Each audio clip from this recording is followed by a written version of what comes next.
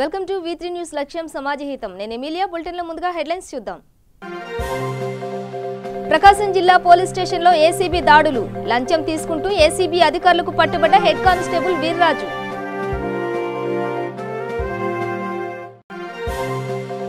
ఇరవై 22 మంది వైసీపీ ఎంపీలు గెలిచి రాష్ట్ర ప్రజల కోసం పోరాడింది ఏమీ లేదు.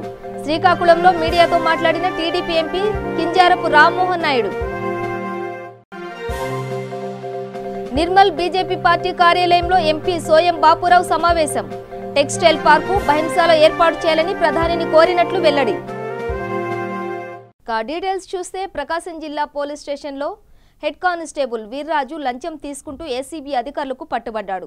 విజయవాడకు చెందిన ల్యాబ్ లాజిస్టిక్ కంపెనీకి చెందిన లారీ ప్రమాదానికి గురైంది. ఇన్సూరెన్స్ కోసం కంపెనీకి చెందిన వ్యక్తి సంబంధిత పత్రాల కోసం స్టేషన్కు వెళ్లాడు. దీంతో పత్రాలు కావాలంటే తనకు 6,000 రూపాయలు లంచం ఇవ్వాలని హెడ్ కానిస్టేబుల్ వీర్రాజు డిమాండ్ చేశాడు. దీంతో బాధితుడు ఏసీబీ అధికారులను ఆశ్రయించాడు. ఈ మేరకు వీర్రాజు 6,000 రూపాయలు లంచం తీసుకుంటున్న సమయంలో పట్టుకుని కేసు నమోదు చేశారు.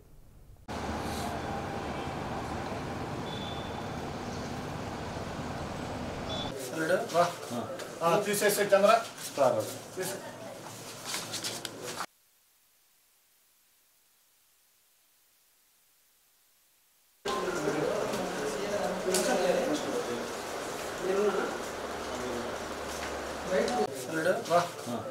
తీసేసే చంద్ర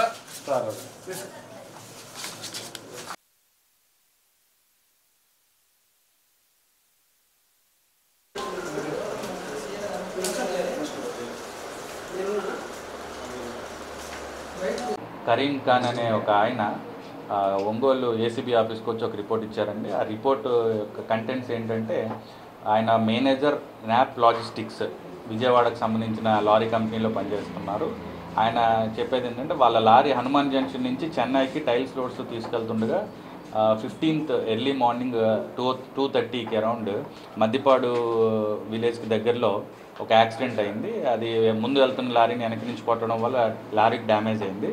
సో దానికి సంబంధించి 15వ తారీఖున ఆయన మద్దిపాడు పోలీస్ స్టేషన్కి వచ్చి ఇన్సూరెన్స్ క్లెయిమ్ చేయడం కోసం, డ్యామేజ్ ఇన్సూరెన్స్ క్లెయిమ్ చేయడం కోసం పోలీస్ సర్టిఫికేట్ ఒకటి కావాలని చెప్పి ఇక్కడ స్టేషన్ రైటర్ గారు ఉంటే అందుబాటులో అప్పుడు కలిశారు. ఎస్ఐ గారు లేకపోవడం వల్ల కలిసిన తర్వాత రైటర్ గారు ఇనిషియల్గా అతని దగ్గర నుంచి ఒక 6,000 రూపీస్ అయితే నేను మీకు సర్టిఫికేట్ ఇమీడియట్గా ఇష్యూ చేస్తానని చెప్తే ఆయనకి ఆ రోజు ఇవ్వడం ఇష్టం లేక నెక్స్ట్ రోజు కూడా 16వ తారీఖున వచ్చి మళ్ళీ మార్నింగ్ నుంచి వెయిట్ చేసి సర్టిఫికేట్ కోసం ఆయన రిప్రజెంటేషన్ కూడా ఇచ్చారు, రాసి ఇన్ రైటింగ్ రాసి నాకు ఇలాగా సర్టిఫికేట్ ఇస్తే ఇన్సూరెన్స్ క్లెయిమ్ చేసుకుంటానని. అది తీసుకుని కూడా అంత ఇవ్వలేను అంటే 1,500 రూపాయలని నా దగ్గర ఉన్నాయి సార్, ఇవ్వలేను అంత అంటే సరే అట్లీస్ట్ 5,000 ఇస్తేనే మీకు సర్టిఫికేట్ ఇస్తాం, రేపు తీసుకురండి అని చెప్తే ఆయన ఇమీడియట్గా మా దగ్గరికి వచ్చి ఆ రోజు ఈవినింగ్ 16th ఈవినింగ్ కంప్లైంట్ చేశారు.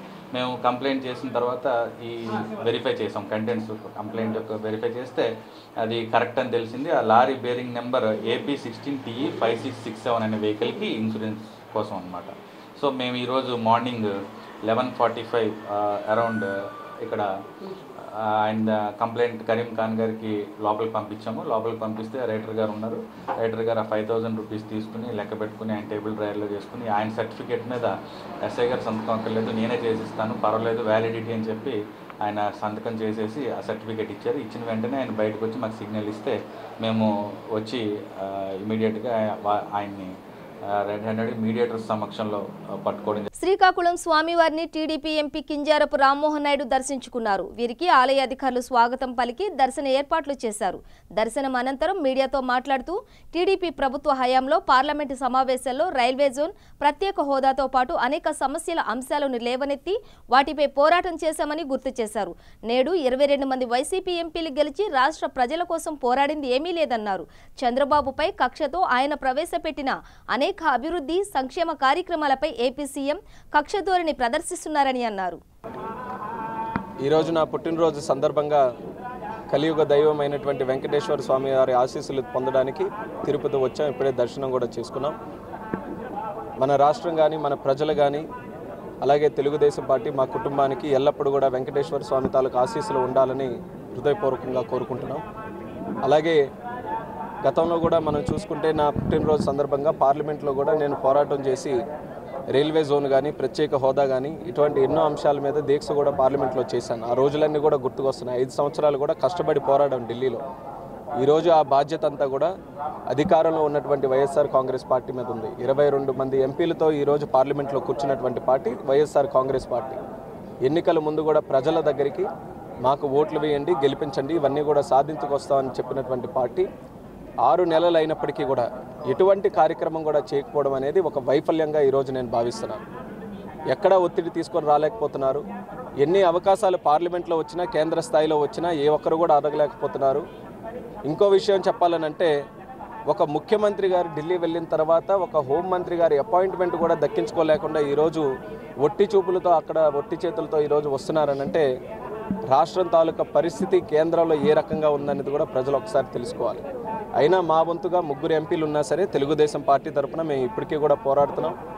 మాకు ఏ అవకాశం వచ్చినా, ఎక్కడ మాట్లాడేటటువంటి అవకాశం వచ్చినా సరే మా వంతుగా మేము వినిపించి రాష్ట్రానికి కేంద్రం నుంచి రావాల్సినటువంటి నిధుల్లో మా పోరాటం మాత్రం ఖచ్చితంగా కొనసాగిస్తాం. అలాగే నిన్నను కూడా అసెంబ్లీలో మనం చూసుకుంటే ఈరోజు ప్రజలు అసహించుకునేటటువంటి పరిస్థితిలో ఉన్నారు. ప్రభుత్వంలో ఉన్నటువంటి పెద్ద మనుషులు, మంత్రులు, ఎమ్మెల్యేలు, నాయకులు ప్రజలకి విశ్వాసం కల్పించాలి. ఈరోజు 151 మంది ఉన్నారు కదా, ఎవరి మీద దాడి చేయడానికి కానీ మాటలు యుద్ధం చేయడానికి కానీ అవసరం లేదు కదా. వాళ్ళ విజన్ ఏంటి, ఎజెండా ఏంటో రాష్ట్ర ప్రజలకు చెప్పాలి. రాష్ట్రాన్ని ఏ రకంగా ముందుకు నడిపించాలనేది అసెంబ్లీని ఒక వేదికగా వాడుకొని ప్రజలందరికీ కూడా ఒక విశ్వాసం కల్పించాలి. అటువంటి వేదికను కూడా ఈరోజు కించపరిచే విధంగా అసభ్యకరమైనటువంటి భాషతో, పదజాలంతో కేవలం చంద్రబాబు నాయుడు గారిని దూషించాలి, ప్రతిపక్షంలో ఉన్నటువంటి వారికి మాట్లాడకుండా అవకాశం లేకుండా చేయాలనే ఆలోచనతో నిర్మల్ జిల్లా భైంసా పట్టణంలోని బీజేపీ పార్టీ కార్యాలయంలో ఉమ్మడి ఆదిలాబాద్ జిల్లా ఎంపీ సోయం బాపురావు సమావేశం నిర్వహించారు. ఈ సమావేశంలో నియోజకవర్గంలోని సమస్యలపై చర్చించారు. ఈ సందర్భంగా మోధోల్ నియోజకవర్గంలోని పత్తి రైతులు అధిక సంఖ్యలో ఉన్న నేపథ్యంలో టెక్స్టైల్ పార్కును మోధోల్లో ఏర్పాటు చేయాలని ప్రధానమంత్రిని కోరారు. మోధోల్ నియోజకవర్గాన్ని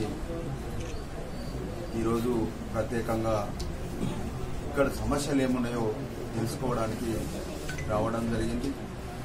అందుకోసమే ముఖ్య కార్యకర్తలతో సమావేశం పెట్టి ఈ ప్రాంతంలో ఏమేమి ప్రజలకు అవసరమో అవన్నీ కూడా తెలుసుకొని ఇప్పటికే జిల్లాలో ఉన్న సమస్యలన్నింటినీ కూడా మా ప్రధానమంత్రి నరేంద్ర మోదీ గారికి మా 3 జిల్లా అధ్యక్షులను తీసుకుపోయి మరి వాళ్ళ సమస్యలు, దాంతోపాటు జిల్లాకు సంబంధించిన సమస్యలన్నీ కూడా ప్రధానమంత్రికి చెప్పడం జరిగింది.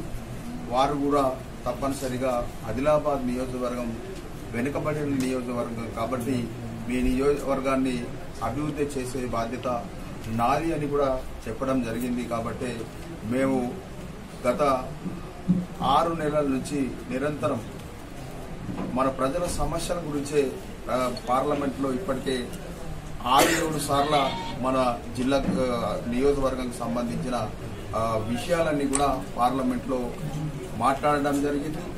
ప్రధానమంత్రిని కూడా ఇప్పటికే నేను 5-6 సార్లు కలిసి మరి ప్రధానమంత్రికి ఇక్కడ సమస్యల్ని దృష్టిలో తీసుకుపోవడం జరిగింది. ముఖ్యంగా ముదోల్ నియోజకవర్గం ఇక్కడ రైతులు ఎక్కువ ఉంటారు, మరి పత్తి ఎక్కువగా పండిస్తారు కాబట్టి ఈ ప్రాంతంలో టెక్స్టైల్ పార్కు పైసలో కావాలని కూడా ప్రధానమంత్రి గారిని కోరడం జరిగింది. వారు కూడా తప్పనిసరిగా టెక్స్టైల్ పార్కు ప్రారంభిస్తామని కూడా చెప్పడం జరిగింది. దానికి నిధులు కూడా మంజూరు చేస్తానని చెప్పడం జరిగింది. అదేవిధంగా ఇంకో ప్రాజెక్టు ఏం ప్రాజెక్టు, శుద్ధవాద్ ప్రాజెక్ట్ ఏదైతే ఉన్నదో చాలా రోజుల నుంచి కూడా కాలువలు లేక మరి నీళ్లున్నా కూడా రైతులకు నీళ్లు ఉన్నా అది రైతులకు అందుతలేదు కాబట్టి దాన్ని కూడా మరి ప్రత్యేకంగా ఇక్కడ నుంచి మరి అధికారులతోటి దాన్ని ప్రభుత్వానికి పంపి ప్రభుత్వం నుంచి వెంటనే దాన్ని కేంద్ర ప్రభుత్వం పంపి కేంద్ర ప్రభుత్వం నుంచి నిధులు తెచ్చి ఆ కాలువను కూడా మేము ప్రారంభించడానికి ప్రయత్నం చేస్తాం. అదేవిధంగా ఈ ప్రాంతంలో రోడ్ల సమస్య చాలా గ్రామాలలో మరి కార్యకర్తలు ఇప్పటికే చెప్పడం జరిగింది. వాటి కోసం కూడా ఆదిలాబాద్ నియోజకవర్గం పార్లమెంట్ సెగ్మెంట్ ఎంతైతే ఉన్నదో ఆ ప్రాంతంలో ఇప్పటికే 860 కోట్ల వరకు అన్ని ఎస్టిమేట్లతో సహా మరి కేంద్ర మంత్రులకు ఇవ్వడం జరిగింది.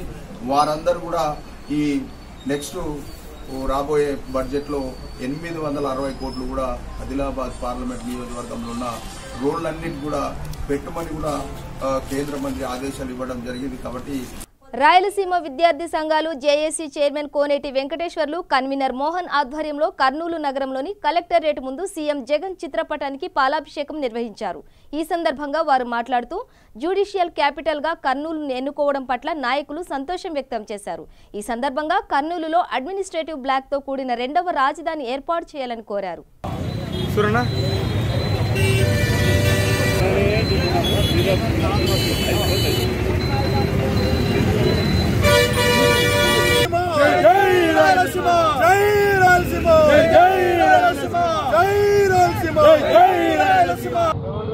నిన్న జరిగినటువంటి అసెంబ్లీ సమావేశాల్లో రాష్ట్ర ముఖ్యమంత్రి వర్యులు శ్రీ జగన్మోహన్ రెడ్డి గారు కర్నూలులో జ్యుడిషియల్ క్యాపిటల్ లేదా హైకోర్టు ఏర్పాటు చేస్తామని చెప్పేసి ప్రకటించాలని రాయలసీమ విద్యార్థి సంఘాల జేఏసీ కర్నూలు తరఫున దీన్ని సాధారణంగా స్వాగతిస్తున్నాం.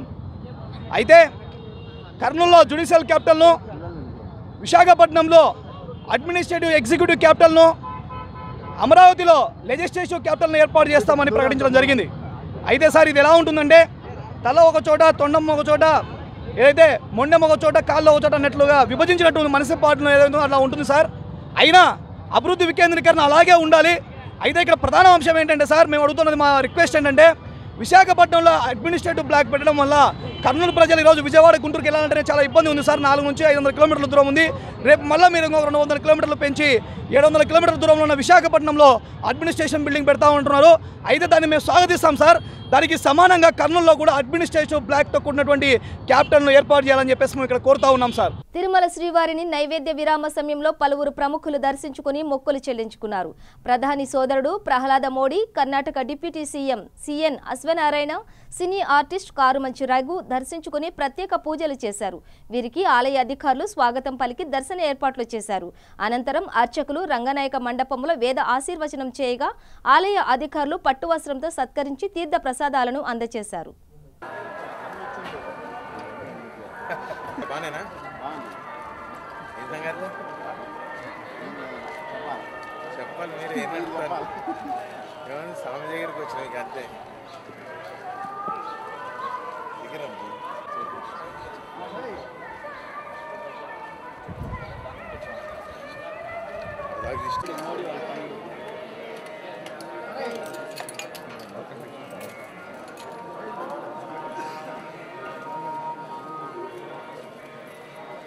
గోవింద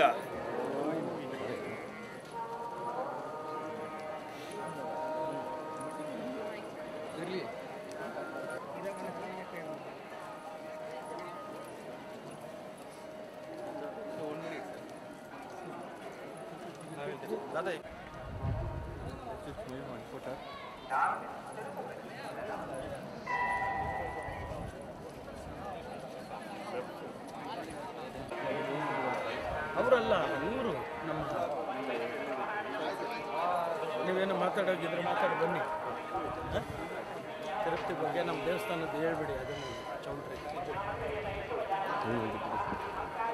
ఇద్దండి ఇప్పుడు తోయడం వల్ల ముందుకు వచ్చేసిన సినిమా వాళ్ళకి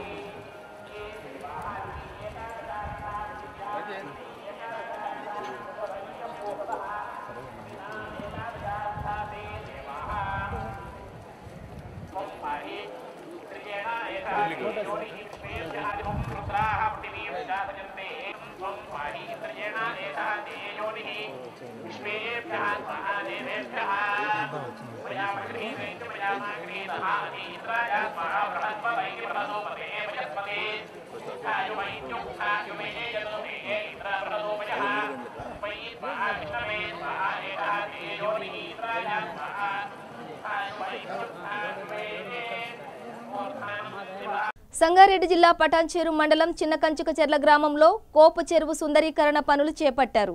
ఏషియన్ పెయింట్ పరిశ్రమ సహకారంతో నేషనల్ ఆగ్రో ఫౌండేషన్ మండల పరిధిలో పనులు నిర్వహించారు.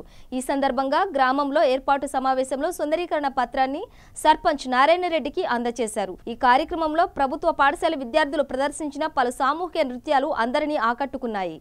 के कलीग, टीचर्स, चिल्ड्रन और यहाँ के सभी चिन्ह कंजरला के विलेजर्स जो हैं, सबको नमस्कार मेरा तरफ से मिला है।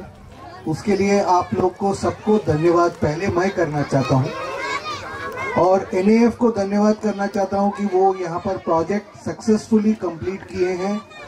और मैं पंचायत को धन्यवाद करना चाहता हूँ कि वो ये अवसर देके ये इसको अच्छे से रख रखाव करके ये आगे के सभी साल में ये पानी यहाँ के जनजाति और एग्रीकल्चर के लिए मिले वैसे करेंगे, ये आश्वासन मैं रखता हूँ। और आप लोग को ये देना चाहता हूँ कि यस, यहाँ पर वाटर के लिए एशियन पेंट्स जो CSR में कोई भी स्टेट में जहाँ पर हम काम करते हैं, 8 स्टेट में CSR के फंड में 50% is involve in water this thing.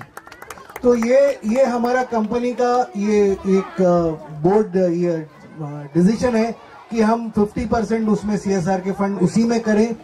दूसरा 50% से हम हेल्थ और एजुकेशन में काम करते हैं। ये इस तरीके से हमारा सारा काम यहाँ पर चलता रहता है। अभी तक हम इक्रीसाइड के साथ बहुत सारे 6 गांव में हम काम किए थे। ये पहली बार हम NAF के साथ लेक डिस्टिलिंग पे काम किया है।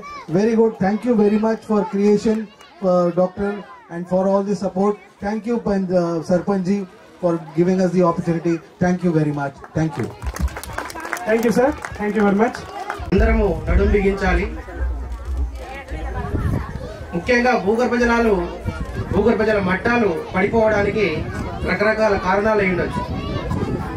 పెరుగుతున్నటువంటి జనాభా, పట్టణీకరణ మరియు పారిశ్రామికీకరణ, increasing population, industrialisation and also urbanisation.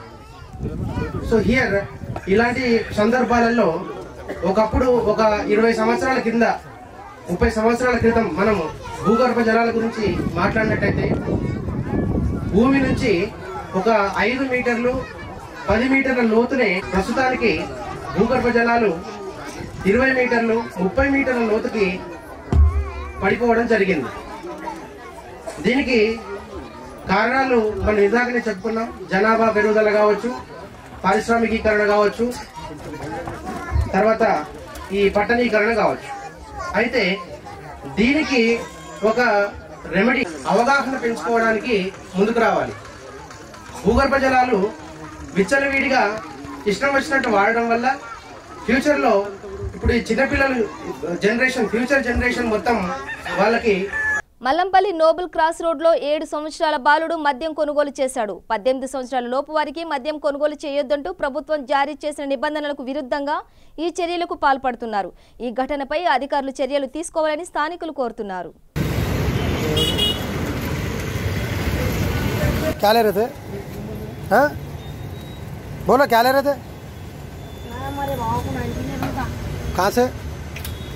हमारे बाबा बीमार है, उनको नहीं हो रहा तो 99 का। हाँ, कितने पैसे में दे रहे हो लोग? 50 रुपये में दे रहे। हाँ, अरे खबर दो बोले तो नहीं दे रहे, तो खबर दे रहा। हाँ, फिर उन्होंने क्या बोले? భద్రాద్రి కొత్తగూడెం జిల్లా ములకలపల్లి మండలం ZPSS పాఠశాలలో లీడ్ ఇండియా 2020 సంస్థ ఆధ్వర్యంలో శిక్షణ కార్యక్రమాన్ని నిర్వహించారు. డాక్టర్ NP సుదర్శన్ ఆచార్య అధ్యక్షతన సాయి స్ఫూర్తి engineering college, Hetero drugs chairman బండి పార్థసారథి సౌజన్యంతో నడుపుతున్నటువంటి సంస్థ ఆధ్వర్యంలో ఈ కార్యక్రమం చేపట్టారు. వ్యక్తి అభివృద్ధే దేశాభివృద్ధి అనే నినాదంతో 2 రోజుల శిక్షణ కార్యక్రమాన్ని నిర్వహించారు. ఈ కార్యక్రమంలో ప్రధానోపాధ్యాయురాలు అన్నమణి మాట్లాడుతూ విద్యార్థి దశ నుండి పిల్లలు విద్య అనే పునాదిని బలంగా నిర్మించుకోవాలని అన్నారు. జీవితం కూడా అంతే. అమ్మ నాన్నలు చదవమన్నారనో, ఉపాధ్యాయులు చదవమన్నారనో కాదమ్మా. ఇది మీ జీవితం. It is your life and you have to build your own life. దాంట్లో అన్నీ ఉంటాయి. సంతోషం ఉంటుంది, ఆనందం ఉంటుంది, భక్తి ఉంటుంది, మోరల్ అండ్ ఎథికల్ వాల్యూస్ ఉంటాయి. సొసైటీలో మీరు ఎలా ఉంటున్నారు, స్కూల్కి వచ్చినప్పుడు ఎలా ఉంటున్నారు, మీ తోటి వాళ్ళకి ఎలా మెలుగుతున్నారు, అమ్మాయిలతో అబ్బాయిలు ఎలా మెలుగుతున్నారు, అమ్మాయిలు అబ్బాయిలతో ఎలా మెలుగుతున్నారు, బయటికి వెళ్ళినప్పుడు బయట అబ్బాయిలతో ఎలా బిహేవ్ చేస్తున్నారు. Everything adds in our life. గడిచిపోయిన సమయము తిరిగి రాదు. Each and every second is precious. and each and every second is valuable for you. Time waste చేయొద్దు, మీ జీవితాన్ని మీరు మంచిగా నిర్మించుకోండి. వారి ఆధ్వర్యంలో ZPSS ముక్కలపల్లి స్కూల్లో 2 days ట్రైనింగ్ పిల్లలకు నిర్వహించడం జరిగింది. అబ్దుల్ కలాం గారి ఫౌండేషన్ వారి ద్వారా వారి యొక్క సహాయంలో వీరు నిర్వహించడం జరిగింది.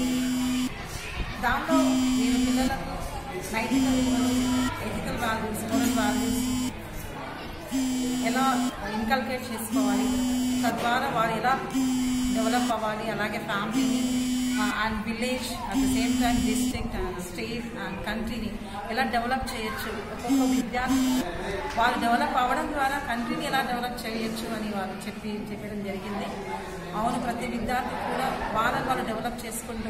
జగిత్యాల జిల్లా కోడిమ్యాల మండలంలో మోడల్ స్కూల్ విద్యార్థులు అవగాహన సదస్సు నిర్వహించారు. డయల్ 100-112 నంబర్పై అవగాహన కల్పిస్తూ ర్యాలీ నిర్వహించారు. ఈ సందర్భంగా విద్యార్థులు కోడిమ్యాల గ్రామ ప్రజలకు డయల్ 100 నంబర్తో పాటు ఎమర్జెన్సీ సమయంలో 112కి ఫోన్ చేయు విధానం పట్ల అవగాహన కల్పించారు. అనంతరం ఎస్ఐ శివకృష్ణ స్థానికులతో మాట్లాడారు. ఈ కార్యక్రమంలో ప్రిన్సిపల్ మోహన్, పోలీస్ సిబ్బంది, విద్యార్థులు, ప్రజలు పాల్గొన్నారు. మనం ఆపద సమయంలో ఉన్నప్పుడు ప్రజలే కానీ, మహిళలే కానీ, అదేవిధంగా విద్యార్థులు, పిల్లలు ఎవరైనా కానీ ఆపద సమయంలో ఉన్నట్లయితే వారికి వారి సెల్ ఫోన్లో ఉన్నటువంటి ఏ కాలైనా అందుబాటులో ఉండొచ్చు, ఉండకపోవచ్చు, కానీ 100 అనేటువంటి నెంబర్ని డయల్ చేసినట్లయితే తప్పనిసరిగా అది అందుబాటులోకి వస్తుంది.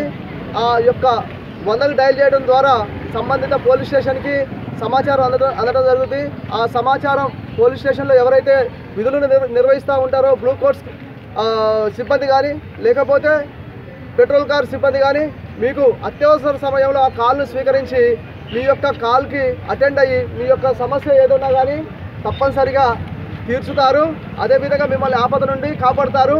మీకు ఒకటి డెమో కూడా కార్యక్రమం ఇవ్వడం జరుగుతుంది. ఆటో దగ్గర ఉన్నాను సార్. ఇక్కడ నాకు ఇబ్బంది పెడుతున్నారు సార్. కొందరు అమ్మాయిలు ఇక్కడ ఉన్నారు, చాలా ఇబ్బంది పెడుతున్నారు సార్. సార్ దగ్గరగా నన్ను రక్షించగలరని కోరుకుంటున్నాను సార్.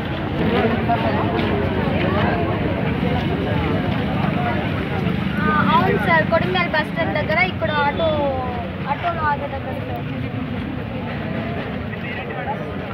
సార్. నా పేరు దీనా.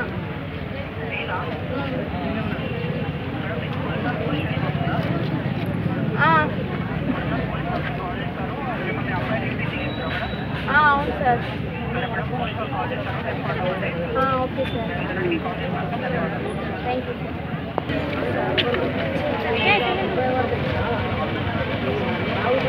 Hello sir. సార్ నేను ఇక్కడ కొడిమ్యాల బస్ స్టాండ్లో ఉన్నాను సార్. ఇక్కడ సార్ కొందరు అబ్బాయిలు సార్ నన్ను నేర్పిస్తున్నారు సార్. ఇక్కడ కొంచెం నాకు ఇబ్బందిగా అనిపిస్తుంది సార్. అవును సార్.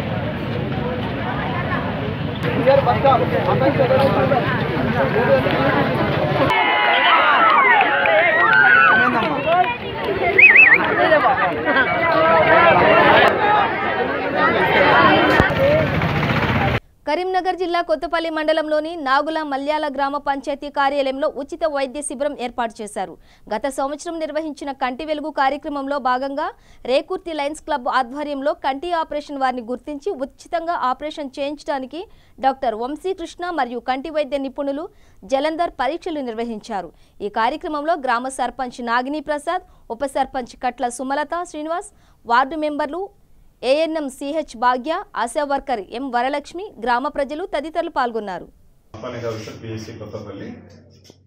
గత సంవత్సరం మనం కంటి వెలుగు కార్యక్రమంలో నిర్వహించిన ప్రోగ్రాంలో భాగంగా ఇప్పుడు మనము కంటి ఆపరేషన్ వాళ్ళను గుర్తించి వారికి ఉచితంగా కంటి ఆపరేషన్లు రేకుర్తి లయన్స్ హాస్పిటల్ నందు ఫ్రీగా చేయడం జరుగుతుంది.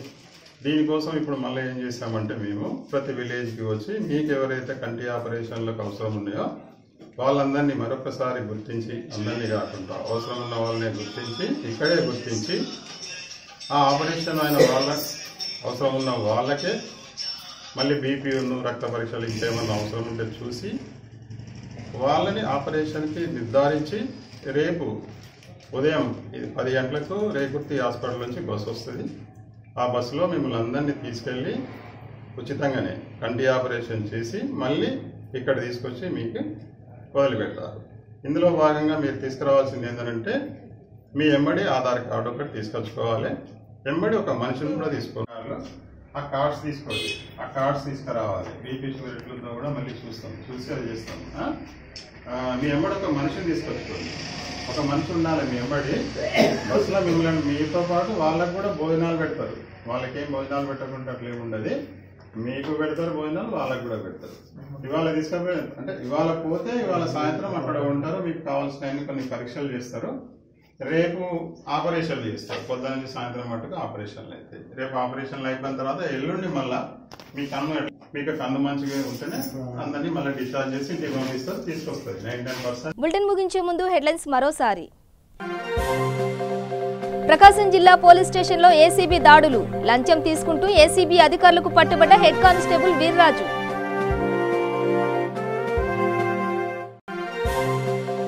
ఇరవై 22 మంది వైసీపీ ఎంపీలు గెలిచి రాష్ట్ర ప్రజల కోసం పోరాడింది ఏమీ లేదు. శ్రీకాకుళంలో మీడియాతో మాట్లాడిన TDP MP Kinjarapu Rammohan Naidu. Nirmal BJP party కార్యాలయంలో ఎంపీ సోయం బాపురావు సమావేశం. టెక్స్టైల్ పార్కు బహింసాలో ఏర్పాటు చేయాలని ప్రధానిని కోరినట్లు వెల్లడి. ఇవి బులెటిన్ విశేషాలు. మరింత సమాచారం కోసం చూస్తూనే ఉండండి V3 న్యూస్. లక్ష్యం సమాజహితం.